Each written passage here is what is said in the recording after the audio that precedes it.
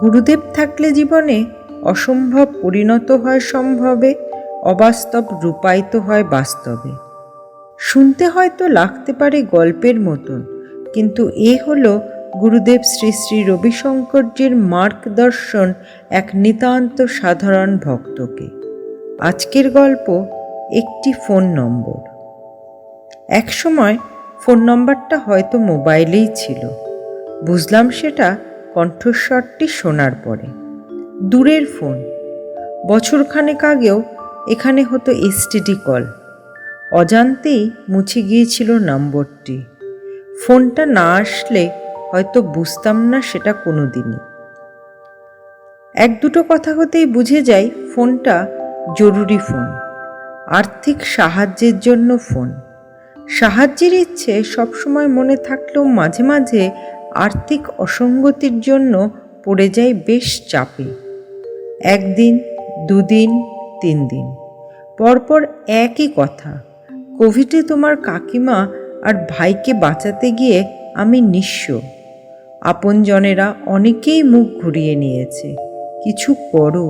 সব ঠিক থাকলে বৃদ্ধ কাকু সাহায্যের জন্য করতো না ফোন। যেখান থেকে ফোনটি আসছে সেখান থেকে আমার শহর 800 কিলোমিটার দূরে। স্বাভাবিকভাবেই অপারগ আমি ঘটনার সত্যতা যাচাইয়ে। এ যেন তীব্র মানসিক সংকট। অবশেষে সংকট দূর করতে গুরুদেবের চরণে জমানো টাকা থেকে কিছু টাকা নিয়ে করে দিই মানি ট্রান্সফার। তার কিছুক্ষণ পর থেকে আবার আসতে থাকে কাকুর ফোন। ফোন বেজে যায় বেশ কয়েকবার। মন বলে এই নিশ্চয়ই হবে আরও কিছু পাঠাবের ফোন, তাই সময়কে বয়ে যেতে দিই।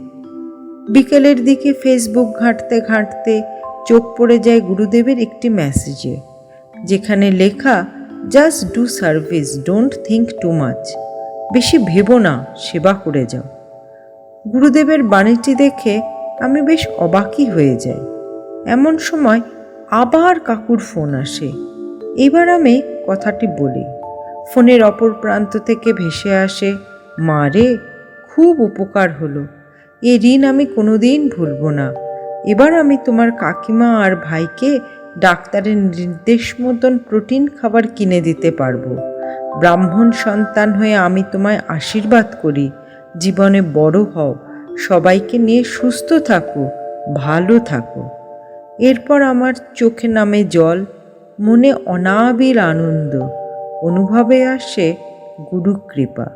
জয় গুরুদেব।